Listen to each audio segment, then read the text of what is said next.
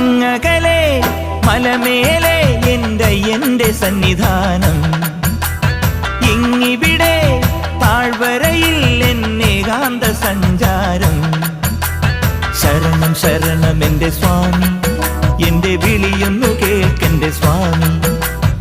ഇരുമുടിയേൽക്കൂ സ്വാമി, എന്റെ പാദങ്ങൾ നോവുകയല്ലോ.